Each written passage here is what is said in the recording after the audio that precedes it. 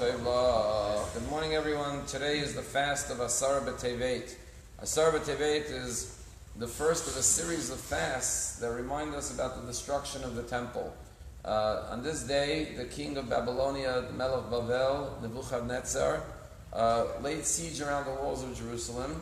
And then on the 17th of Tammuz, he breached the walls. And on Tisha B'Av, the temple was destroyed.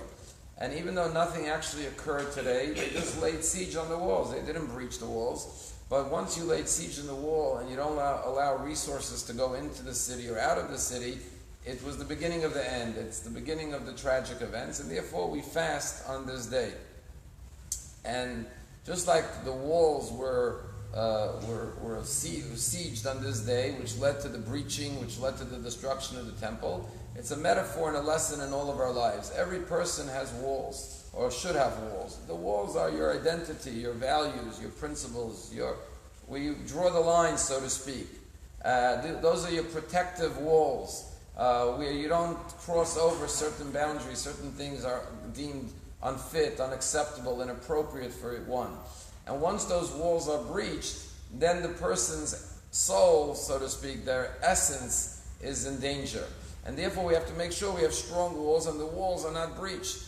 And you find this very literally with the body. You know, we have a body and God gave us walls. But there's also, every wall needs gates. Why? Because there are things that do have to enter and there are things that have to go out. You have to, and your mouth is a gate, your eyes are a gate, your ears are gateways to your soul, from your body. And perhaps one of the metaphors of the breaching of the wall to consider on a day like today is, do we have good walls? And what the Torah asks us to do, as we just said in the Shema, is that you should put mezuzot on your doorposts. So every time you go out of your gates or into your gates, you remember what the Shema says. Because some people act better on the outside than on the inside. Because outside you have peer pressure, society is going to judge you. But when you close the doors of your house, you may not act the same way. So the mezuzah reminds you, Hashem is with you in your house as well. Some people, on the contrary, in their house they act Jewish, they eat kosher, whatever they do. When they go out, they lessen their standards because of the public pressure.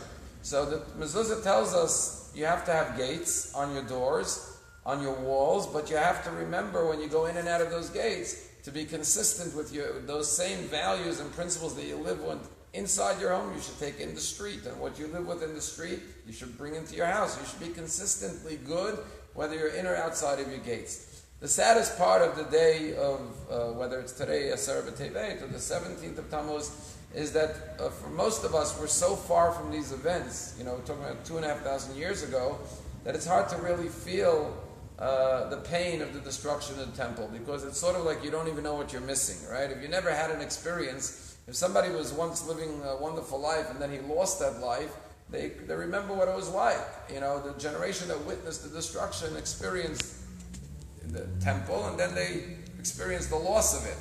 But we've been so far from it that we're complacent, and therefore we don't even realize what we're lacking. And I'm reminded of the story that after the 6-Day War, when they captured Jerusalem, the soldiers ran into the wall. We've all seen the pictures of the soldiers crying on the wall. And there was these two soldiers next to each other crying. One was a religious soldier, one was a non-religious soldier. Matter of fact, they had many conversations in the past where the non-religious soldier says, I'm not even sure God exists. I'm not religious, I'm not observant.